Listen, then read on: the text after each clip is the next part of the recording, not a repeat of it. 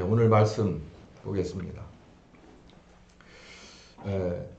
나라는 사람이 어떤 구조로 되어 있는가를 계속 우리가 보고 있는데, 영이 있고 그리고 마음이 있고 육이 있다고 했습니다. 오늘은 그 마지막 시간으로 우리는 몸을 가졌죠. 뭐 육신이라고도 하고 몸이라고도 합니다. 이 몸에 관한 얘기를 좀 하겠는데요. 먼저 몸은 몸입니다. 그냥 이렇게 쓸 수밖에 없었어요. 왜냐하면 여러분이 가만히 보세요. 이거 뭐 그냥 제가 참 고민했습니다. 이게 처음에 시작하기가 좀 어려워서 항상 이게 뭐라고 굉장히 중요한데 이걸 뭐라고 쓸까 고민하다가 몸은 몸이지 뭐. 여러분이 더 잘 아시잖아요. 몸이잖아요. 여기 보세요. 그냥 몸은 몸일 뿐이에요. 그래서 이 몸의 시작이 어떻게 됐는가를 성경에서 찾으려면 뭐 창세기 1, 2장인데 주로 2장에 나오는 두 번째 창조에 관한 얘기, 큰 틀에서의 창조가 아니라 에덴이라고 하는 창조, 그러니까 한 사람 개인의 창조죠. 첫 아담의 창조입니다. 그리고 가족의 창조가 되는 거죠. 성립이 되는 거죠. 거기를 보면 창세기 2장 7절과 8절 보면 정말로 편하고 쉽게 뭐라고 되어 있냐면 여호와 하나님이 흙으로 사람을 지었다. 이게 몸입니다. 흙으로 진 거예요. 재료가 흙이죠. 후에 나오겠습니다만 3장에 가면 범죄한 아담에게 몇몇 가지 앞으로 있을 일을 얘기하고 그 중에서 너는 흙으로 돌아갈 거다라고 얘기했어요. 물론 뭐 하와에 대한 얘기, 너는 갈비뼈로 돌아갈 거다 이렇게 얘기는 안 하고 아담에게만 이 얘기를 했어요. 너는 흙에서 왔으니까 흙으로 돌아가라. 그러니까 흙이 굉장히 중요한 거예요. 그래서 제가 이 흙이 뭔가를 고민해 봤습니다. 여러분 흙이 뭐라고 생각하십니까? 각자의 생각이 다 있지만 저는 흙은요 정말 역설적으로 흙이 뭔가를 오늘 아침에 참 깊게 묵상을 해봤어요. 흙으로 나를 만드셨다. 흙이 뭘까? 요즘 들어서 제가 느낀 것도 있고, 그래서 흙은 그냥 허상입니다. 허상과 실상. 허상의 반대는 실상이잖아요. 그러니까 흙은 허상이에요. 그러니까 이게 허상으로 만든 거야. 흙으로 만든 사람이 이렇게 실상이 됐잖아요. 그러니까 허상에서 실상이 되는 거예요. 뭘 통해서? 흙으로. 왜냐하면 사람이 이렇게 이제 생명을 다하면 이제 이렇게 저렇게 해서 뭐 화장도 하고 그리고 이렇게 매장도 하고 이러면 형태가 없어져요. 화장을 해도 결국은 이게 얼마 지나지 않으면 그냥 없어지고 허상이에요. 허상. 흙은 먼지인데 먼지는 허상이에요. 그러니까 뭐냐면은 오늘 말씀에 요게 굉장히 한 50%를 차지할 텐데 허상에 집착해서 살면 안 돼요. 필요해서 잠시 이렇게 조물조물 해가지고 만들어 놓은 거예요. 하나님이. 그러니까 그 재료가 흙이에요. 그러니까 저기 나가면 흙 많잖아요. 근데 흙을 저기다가 한 트럭을 쌓나 봐요. 이러고 저러고 하면 그게 다 어디 갔나 없어져요. 모래 있죠. 모래성이라는 얘기 하잖아요. 모래를 가져다가 여기다가 15톤 트럭으로 하나를 교회 마당에다 놓읍시다. 그러고서 길게 한 1년 정도 지나서 봄, 여름, 가을, 겨울 지나면 그 모래가 15톤 트럭의 모래가 얼마나 남아있을까요? 모래는 흙 중에서는 그래도 굉장히 입자가 있잖아요. 없어져요. 근데 그걸로 실상인 사람을 만들었는데 하나님의 명작 중에서도 명작. 여러분과 저를 만들었대요. 그러니까 우리는 하나님이 손대지 않으면 허상일 뿐이죠. 근데 그걸 실상으로 만들어서 하나님이 참 보기에 좋았다는 거예요. 물론 이제 범죄해서 문제가 생기고 이를 안타깝고 사랑해서 우리에게 복음이라는 게 예수 그리스도의 십자가가 있고 또 그걸 전해주는 복음이 우리에게 있습니다. 몸은 몸일 뿐이에요. 그러니까 너무 여기에 집착하면 안 됩니다. 물론요, 후에 또 나오겠지만 이걸 또 함부로 해서도 안 돼요. 너무 업수히 여겨서도 안 돼요. 학대해서도 안 되지만 왜냐하면 하나님이 만들었으니까. 그러나 몸에 대해서 자기 몸에 스스로에 물론 뭐 남을 학대하면 그건 범죄입니다.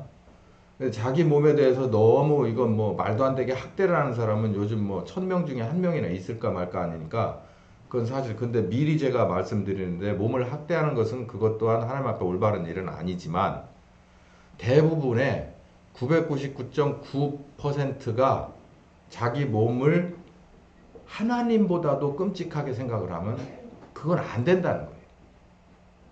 내 걸 소중하게 생각해야 돼. 왜냐하면 하나님이 주셨으니까. 근데 그것도 어느 정도 수준이에요. 그거를 말씀드리고 싶은 겁니다.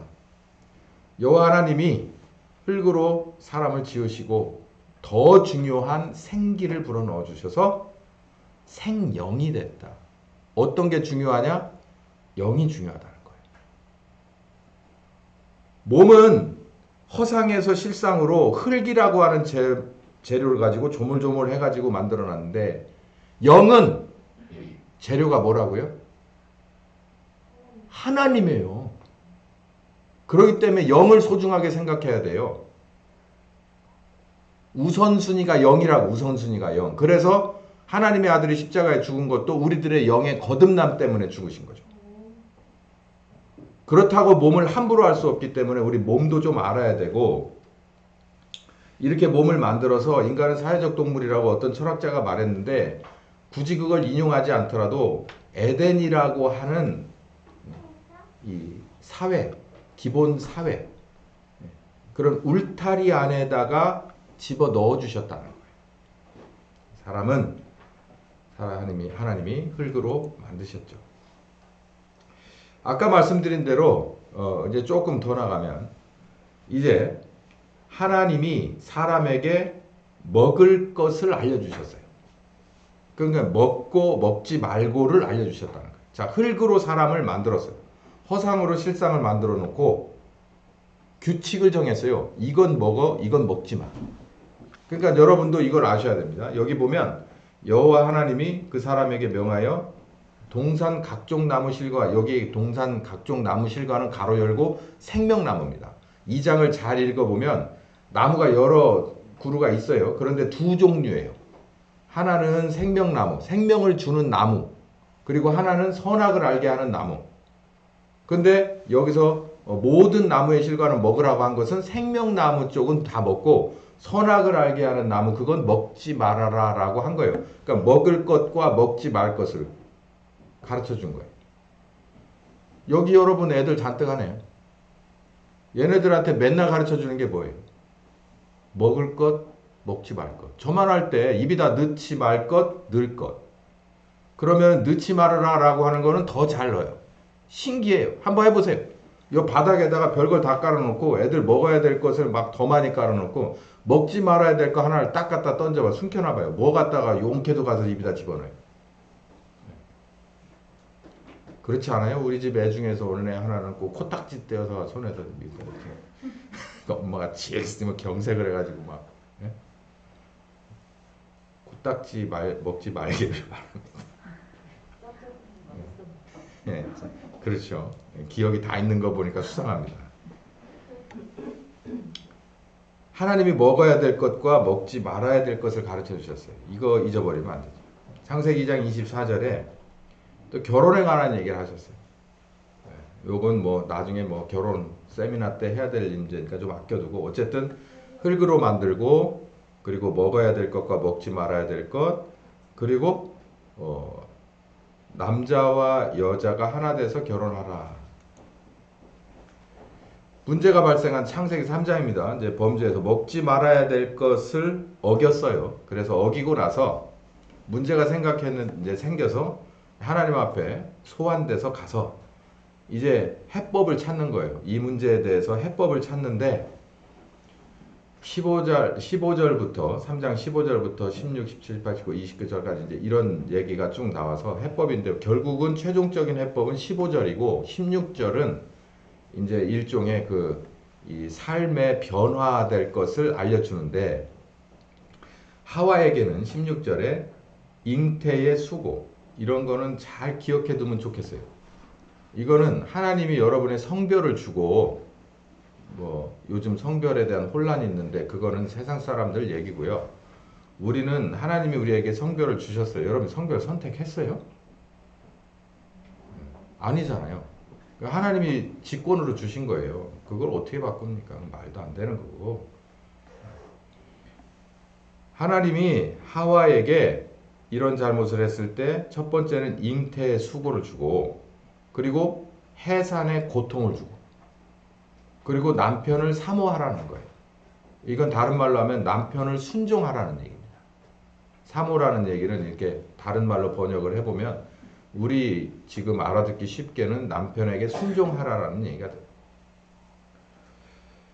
그리고 아담에게는 땅이 저주를 받을 것이다 라는 거예요. 이 땅이 저주를 받는 게 아담하고 무슨 상관이 있느냐면 이 땅에 관한 것은 누구 담당이기 때문이냐면 아담의 담당이에요. 그래서 이 땅에서 뭔가를 얻어가야 되는데 결국은 진땀 수고해야 진땀이 막 흘려야 땅에서 저주받은 땅에서 하나라도 먹을 것을 구하게 될 것이다.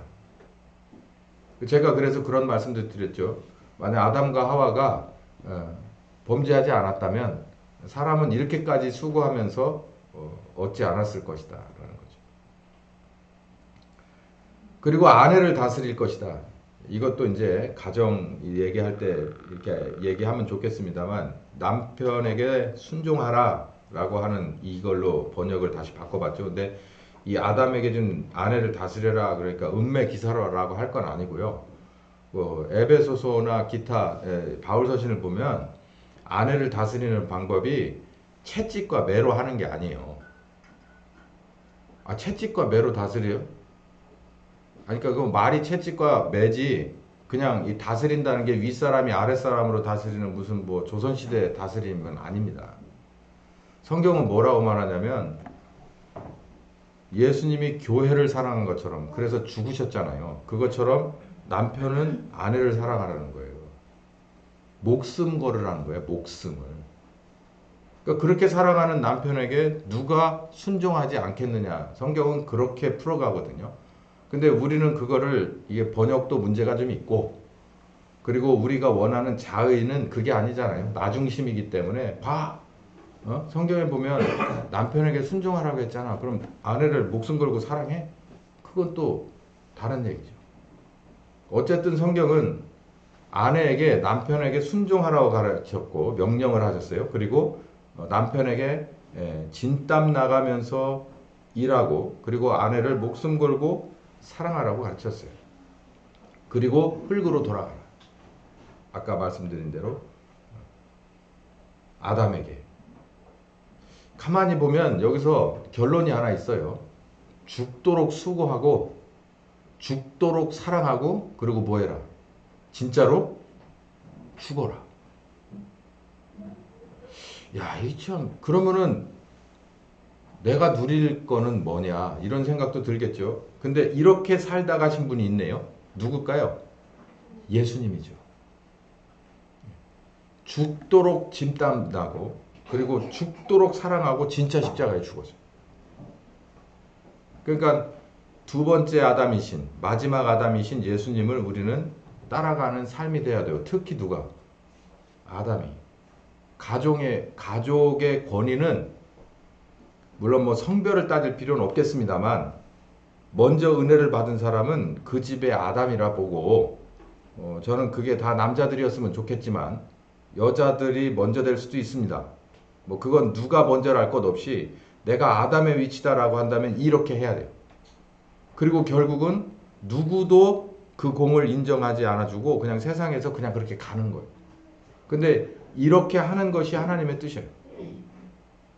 근데 이렇게 해야 가정의 권위가 가정의 화목이 세워지는 겁니다. 밑거름은 표시가 안 나요. 나중에 무엇으로 알게 되냐면 열매로 알게 되는 거예요. 그 나무 밑에 어떤 것이 희생했는지. 저도 남편이고 남자이기 때문에 우리 남전도회가 그렇게 됐으면 좋겠습니다. 예, 괜찮으시죠? 예, 우리 주님이 명하시기도 했지만 이게 영광스러운 길입니다. 눈으로 보이지 않는 곳에서 눈으로 보이는 것을 지향하는 것. 이거 굉장히 의미 있죠. 자, 사람에 관한 개괄적인 얘기 이제 그만하고, 그럼 우리 몸 상태가 어떤가? 몸 상태를 알려면 어딜 가야 할까요? 병원을 가야죠. 병원 가서 의사 오다 받아서 검사를 막 해봐야 되고, 전문가가 사진도 보고 수치도 봐서 이 사람이 어떻구나라고 하는 것을 정리정돈을 해주죠. 저도 목사입니다. 그래서 몸 상태를 좀 볼 줄 알아요. 근데 저는 뭐 앞에다가 세워보냐면 뭐 이런 엑스레이나 뭐 MRI, CT 뭐 이런 뭐 혈액 검사 이런 걸로 하질 않고 말씀 앞에다 이렇게 세워봅니다. 그 말씀 앞에 봐서 몸 상태를 어떻게 용케 볼 테니까 한번 잘 보세요. 혹시 이런 분 계신가 보세요. 로마서 7장 21절에서 25절은 지난 시간에도 우리가 아주 자세하게 살펴봤는데 뭐라고 바울이 자기의 몸 상태를 고백했냐면 내 몸속에 죄의 법 들었다. 그러니까 스멀스멀 죄라는 것이 올라오는데 내 영에서 오는 게 아니라 내 마음속에 있는 게 아니고 내 몸속에 있다라는 거예요. 이건 굉장히 자기를 자세히 관찰한 사람입니다. 그래서 결국 뭐라 그러냐면 사망의 몸이다. 이거는 죽은 거다. 그냥 우리나라 말로 말하면 썩을 놈의 몸이에요. 썩을 놈의 몸. 그러니까 이런 썩을 놈 이러면은 못 쓸 놈이라는 얘기잖아요. 가능성 없다는 걸 말하잖아요. 바울이 말하는 게 이 사망의 몸이라는 건 가망이 없다는 거예요. 이건 무슨 암 사기 말기 얘기하는 것 같아요. 이렇게 판정하고 있어요. 성경은 뭐라 그러냐면 이 사람의 건강이 진짜 뭐 혈액순환이 어떻고 뭐 어떻고 그런 게 상관없어요. 이 썩을 몸이라고 하는 거예요. 그 관점이 달라요. 이렇게 보는 거하고 이렇게 보는 거하고 달라요. 그리고 이렇게 보는 것과 이렇게 보는 것이 다른 거예요. 성경은 그냥 한마디로 일축하는데 썩을 몸이라는 거예요. 놔둬봐야 속에서 뭐만 나온다는 거예요. 애들 엄청 착한 것 같죠. 근데 성경으로 이렇게 몸을 이렇게 들여다보면 뭐라냐면 쟤네 키워봐야 몸만 나온다는 거예요. 계속 몸만 나온다 속에서. 몸이 크고 그리고 머릿속에 든 게 많을수록 뭐가 더 나온다는 거예요. 죄만 나온다는 거예요. 저도 동의하고 이 소리를 한 건 바울입니다. 참고로. 죄의 법을 품고 있다. 몸이. 그래서 제가 그런 거예요. 몸은 몸일 뿐이라고. 몸은 그냥 놔두면 정말 쓸데가 없어요. 이거. 우리가 생각하는 가축은 쓸데가 있어요. 가죽도 쓰고 살도 쓰고 뭣도 써요. 근데 우리는 쓸데가 없어요. 왜 그런지 아세요? 우리 뭐 이렇게 기증하고 가면 쓸데있어요. 그래서 새 사람을 만들어 그 죄인이면 내내 똑같은 거예요. 그러니까 하나님의 입장에서 본 얘기예요. 이게. 바울이 전에는 자기의 입장에서 세상을 볼 땐 자기가 의로웠거든요. 꽤 쓸만했거든. 근데 하나님의 입장에서 자기를 보니까 옆에 있는 사람 본 게 아니라 나를 보니까 이거는 쓸데없다는 거예요. 재생 불가능해. 놔둬봐야 개선될 게 없다는 거죠. 결론은 그냥 썩어 끝나야 된다는 거예요. 그냥 소멸돼서 없어져요. 우리가 허상에서 실상으로 왔다는 거 아니에요. 이게 다시 그냥 먼지로 돌아가서 흩날려 버려야 의미 없다는 거예요. 무의미 그 자체라는 거예요. 여기가. 그러니까 바울이 이거를 그냥 문학적으로 쓰고 싶겠어요? 그냥 상상력을 발휘해서? 아니 뭘로 이런 얘기를 해요. 믿음과 소망과 사랑 얘기를 하지. 차라리 왜 이 얘기를 자기 몸에 빗대서 이렇게 분석해 놓은 얘기를 왜 이렇게 하겠냐고요. 자기도 자기를 사랑하죠. 누구나 다 사랑하죠.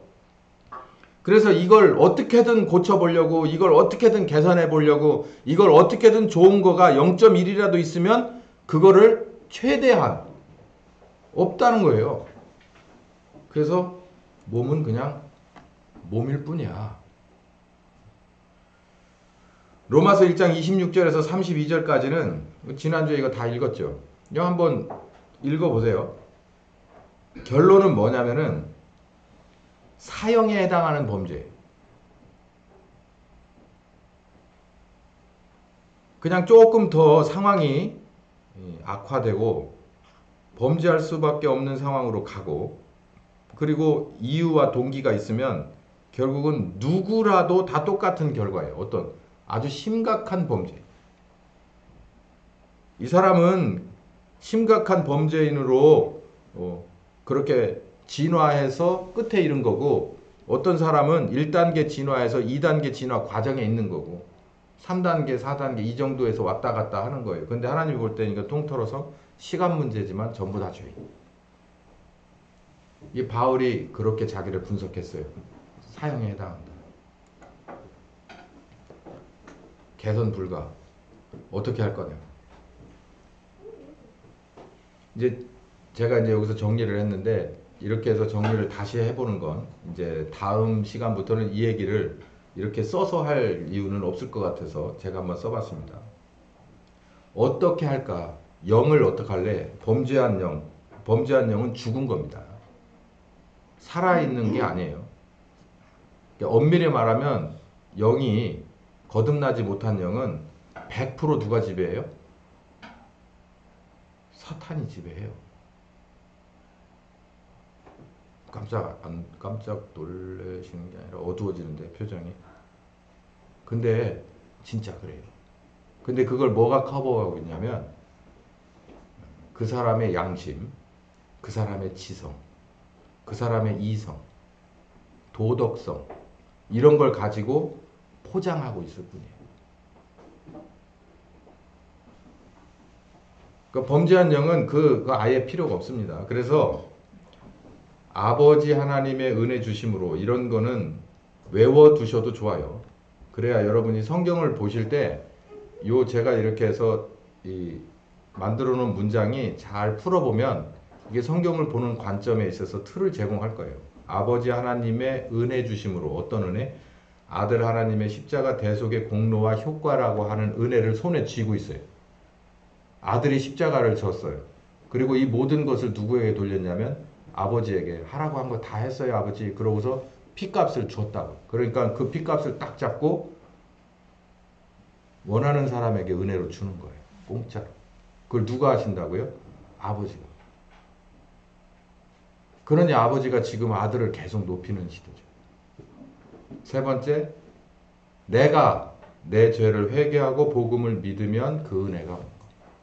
물론 이 회개하고 하는 것도 은혜로 주시는 거예요. 그래서 거듭나죠. 이걸 제가 개종이라고 했죠. 그럼 타락한 마음은 어떻게? 말씀 앞에 가로 열고 진리입니다. 진리. 사실 앞에. 우리는 항상 사실 앞에 겸손할 줄 알아야 돼요. 밖에서나 안에서나. 특히 성경은 나에게 대부분 말해요. 그러니까 골방 안에 들어가서 성령님과 이렇게 교제를 할 때 골방은 다른 데가 아니에요. 성령님과 나 사이에서 뭔가 내게 사실을 가지고 내 마음에다 탁 들이댈 때 대부분 사람들은요, 이렇게 막아요. 반사. 왜냐면 이게 너 잘났다, 너 많아진다, 너 행복하다, 뭐하다 그러면 그냥 순식간에 기분 좋아서 마음이 활짝 열려서 확 받아들이는데, 너 이거 문제다라고 탁 하면 탁 하고 막는다고요. 그러면 타락한 마음은 절대로 개선의 여지가 없습니다. 말씀 앞에 정직하게 서야 합니다. 그게 바로 나를 부인하는 것이에요. 말씀 앞에 정직한 건요, 굳이 남들에게 알릴 필요가 없어요. 성령님과 나 사이니까 그냥 조용하게 거기서 씨름하다가 결국은 사실 앞에 나는 머리를 숙여야 돼요. 일단 그게 안 되면 내 마음의 변화는 0.00001도 없어요. 거듭났음에도 불구하고 하나님의 그 무엇이 내게 들어올 수가 없다고요. 그게 몸으로 내려가는데 첫 번째로 들어와야 될 게 영은 걸릴 게 없잖아. 거듭났어. 마음으로 들어오는데 그 마음에서 그 말씀 자체를 내가 거부해버리면 하나님의 뜻대로 될 수가 없어요. 그래서 말씀 앞에 정직하게 서는 게 중요합니다. 제가 여러분에게 말씀을 뭔가를 던져줘서 이게 말씀이 듣기 싫으면 그냥 던져버려도 상관없어요. 그건 제가 제랍하는 사람이 껴있으니까. 근데 성령께서 여러분에게 뭔가를 주잖아요. 그러면은 똑똑하게 구세요. 제발. 사실은 그러니까 하늘은 손바닥으로 가릴 수가 없잖아요. 그러니 빨리 뭐 해버리고 마는 거예요. 인정해버리고 마는 게 빠른 거예요. 하나님이 진리 그 자체인데 사실 그 자체인데 사실로 내게 말씀하고 달아왔을 때 그걸 내가 손바닥으로 막으면 뭐 할 거고 피해보면 뭐 할 거고 아무런 의미 없어요. 누가 보는 사람 없어요.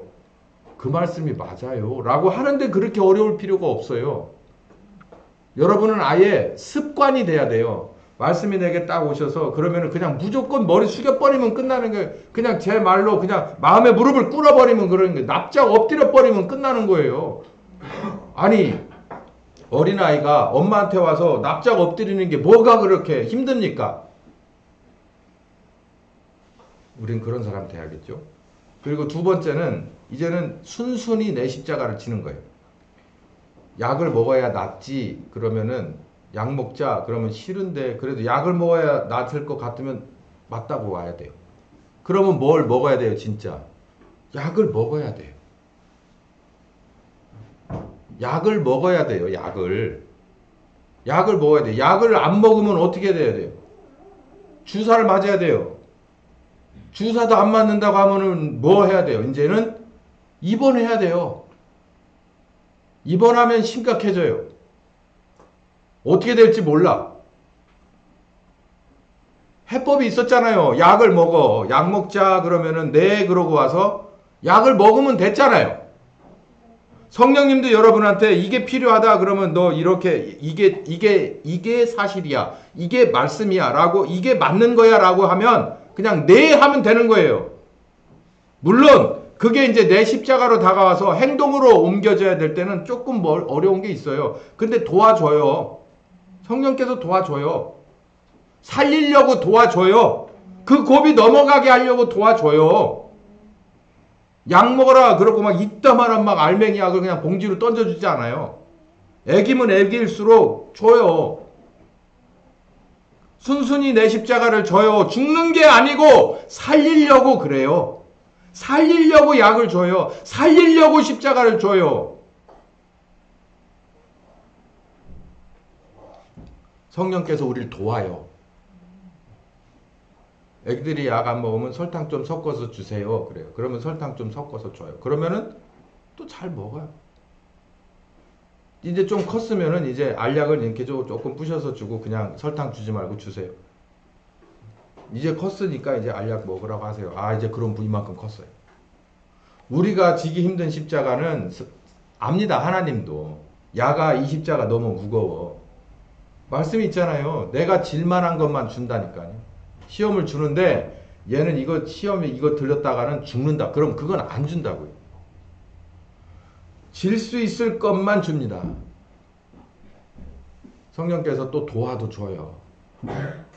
근데 예수 믿는다고 하면서 거듭났다고 하면서 이 과정이 여러분에게 지금 예배 후 지금 일주일 동안도 정말 많이 있었어야 돼요.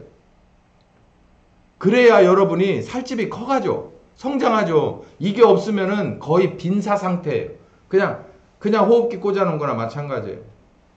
그러면 보는 사람이 보는 하나님이 얼마나 안타깝겠습니까?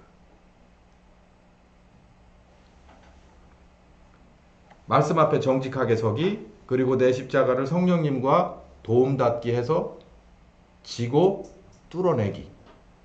그러면 어디가 바뀌어요? 여러분의 마음이 바뀌어요. 이제 세 번째는 오늘 이제 중심이죠. 몸입니다. 범죄한 몸. 하여간 놔두면 범죄만 하려고 하는 몸. 네, 하나님 편에서 봤을 때 몹쓸 짓만 하려고 어떻게든 추구하는 몸은 이건 어떻게 할 거냐.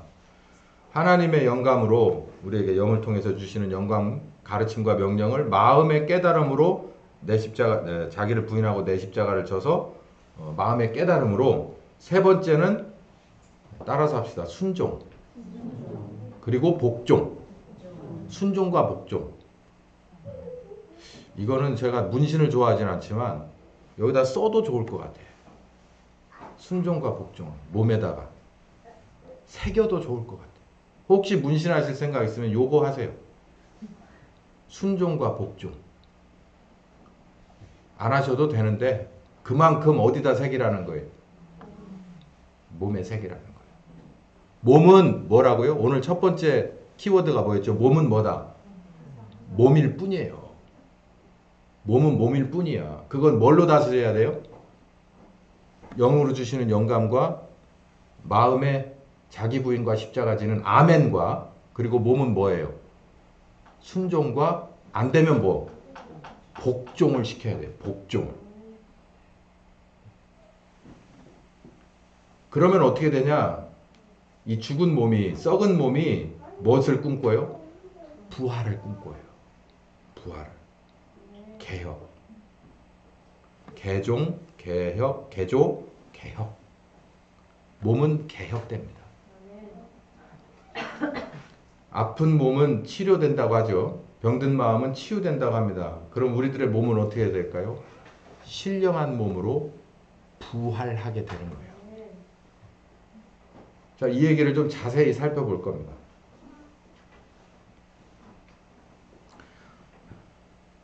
몸은 사망을 향해서 달려가요. 그럼 범죄의 끝은 사망이니까요. 범죄한 몸은 계속해서 더 큰 범죄를 꿈꿉니다. 몸의 문제는 이 몸이 끝나야, 죽어야만 끝납니다. 그래서 총체적으로 이게 의미가 없다는 거예요. 이 하나님을 떠난 몸은 아무런 의미가 없어요. 다시 썩을 몸은 사망을 향해서 브레이크 고장난 기차처럼 달려가요. 계속 가속도가 붙습니다. 범죄한 몸은 더 큰 범죄를 욕망을 해요. 오늘 내가 10% 범죄를 했으면 최소한 12% 이렇게 된단 말이에요. 더 빨리 가요. 그리고 이게 끝은 어디냐? 이 조절이 안 돼요. 어디에요? 이 숨이 끊어져야 끝나는 거예요.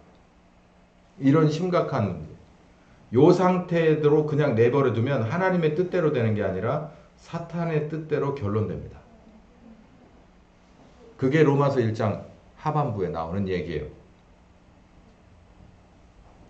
그러면 뭐가 답이냐면, 이 몸은 뭐가 답이냐면, 우리 따라서 합시다. 옛사람과 타협 불가, 개선 불가, 죽여버리는 게 답. 뭐 헉 해가지고 그래. 죽이라고 그러니까. 무서워가지고. 무섭기는 한가 보네. 다시 하겠습니다. 옛사람과는 타협 불가, 개선 불가, 죽여버리는 게 답. 순종하면 돼요. 순종하면은 어렵지 않아요. 근데 순종 안 하면 뭐 시켜야 돼요? 복종시켜야 돼요. 복종.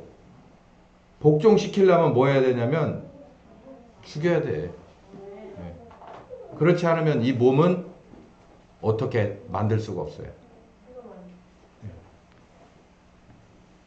로마서 6장 6절에서 7절까지 보면 그 제 얘기가 아닙니다. 우리 읽어봅시다. 시작. 우리가 알거니와 우리 옛사람이 예수와 함께 십자가에 못 박힌 것은 죄의 몸이 멸하여 다시는 우리가 죄에게 종노릇하지 아니하려 함이니 이는 옛사람 죄의 몸이 죽은 자가 죄에서 벗어나 의롭다 하심을 얻음이니라. 여러분, 이 말씀이 어떻게 여러분은 이해가 되시는지 모르겠지만 바울이 뭐라고 말하냐면 이미 완료형이거든요. 우리가 안다라는 건 우리 경험했죠? 이 말이에요.